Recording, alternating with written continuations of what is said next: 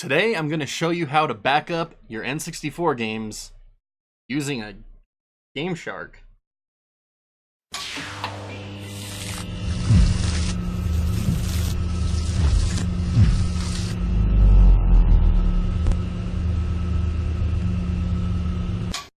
Now before we begin, we're going to need a couple things. First off, you're going to need a Nintendo 64. Big shocker there. Any model should do. This is my Japanese blue and white one. Your Gameshark. It's got to be the Pro model because it has to have this parallel port on the back, and you want it to be a version 3.2 because some 3.3s have their parallel port disabled. Next, you're going to want a couple of games. And finally, we're going to need an old school Windows 98 computer. And yes, it does need to be Windows 98 because the program we're using does not work with any other operating systems. The last requirement for your computer is that it has a parallel port on the motherboard. And finally, we are going to need a parallel cable to connect our computer to our Gameshark. Now, we're also going to need a couple of programs to get this to run. So we're going to go over to paulscode.com. For those of you that are Android emulator enthusiasts, Paul wrote Mupen 64 Android editions. So we're going to download the Gameshark Code Creators Club software, WinROM, and we're also going to download Project 64. Yes, that is how old Project 64 is. It can actually be run on Windows 98, and the reason we're doing that is so after we dump our ROM, we can confirm that it is actually working. So make sure you get version 1.6. If it tells you it's dangerous, just tell it to shut up. And go ahead and put these files on either a CD or in a network storage so you can access them later.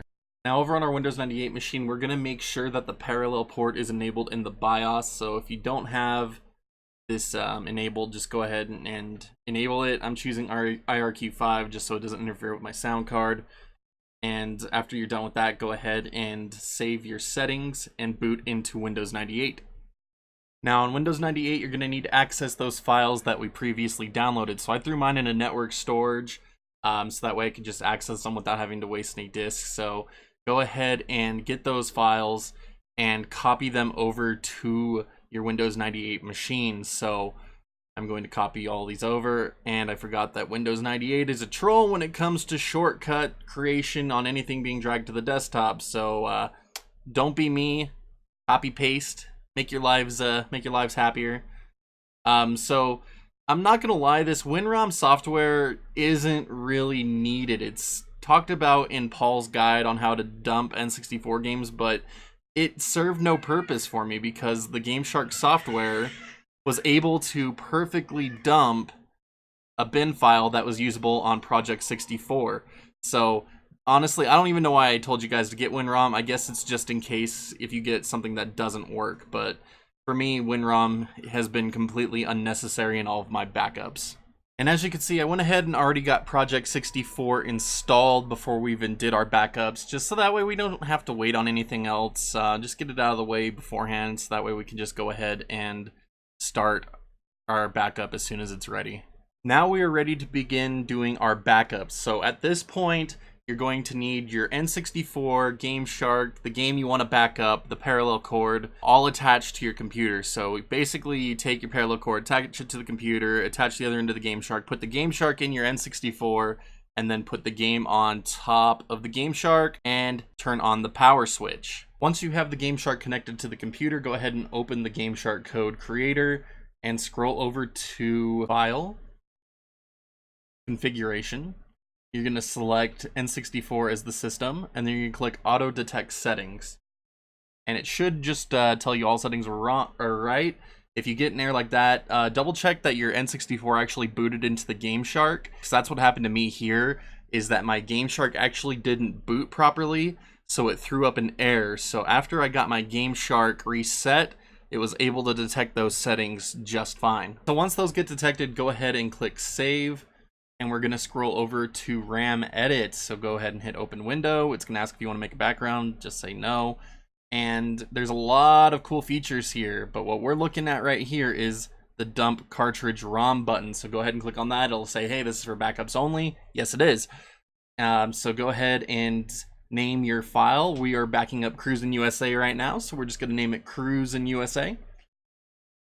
And go ahead and click Save when done, and it'll start dumping the game. And now this is pretty time consuming. I have this going at real speed until right here, and now I have it going at 8 times speed. So in real time, this process took about 7 minutes, a little bit less than 7 minutes, 6 minutes, 42 seconds. And this is a smaller 8 megabyte cartridge. So for the larger games like Resident Evil 2, like I'm going to show in the later end of this video, they can take quite a while to back up. And if for any reason you get any errors or your backup just stops backing up, you will need to start the process over. So just be aware of some of the limitations of this software. Like, I haven't encountered too many issues. It's been very, very stable and flawless for me for the most part. So it shouldn't really give anyone too significant a trouble. Just be aware that you are going to be spending a chunk of time doing this process. Once your backup completes, we are going to, of course, test it on Project 64. This is why I had you guys install it.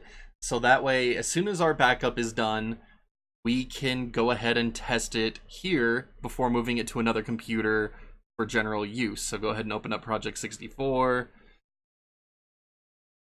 go to File, Open ROM, and scroll over to wherever you have your ROM stored. And voila, we have a successful dump of Cruisin' USA that we are now able to play on Project 64 as well as RetroArch. Basically, any emulator can actually read bin files, but everyone is just so used to the whole V64 format. But honestly, I've been using bin files for a while now, and I've detected no problems with them.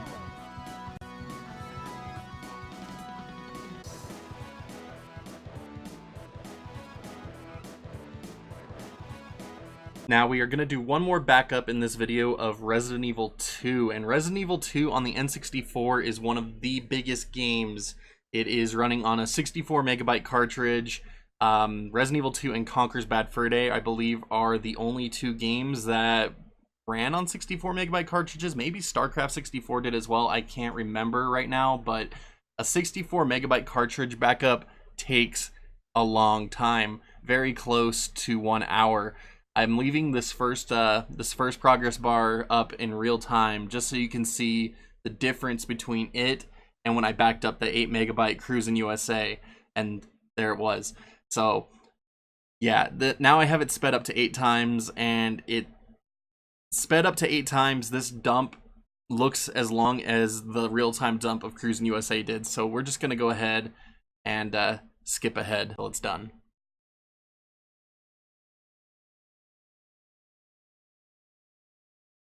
And just like before, we're going to test our backup in Project 64, and it booted just fine. So there we go, another proper dump.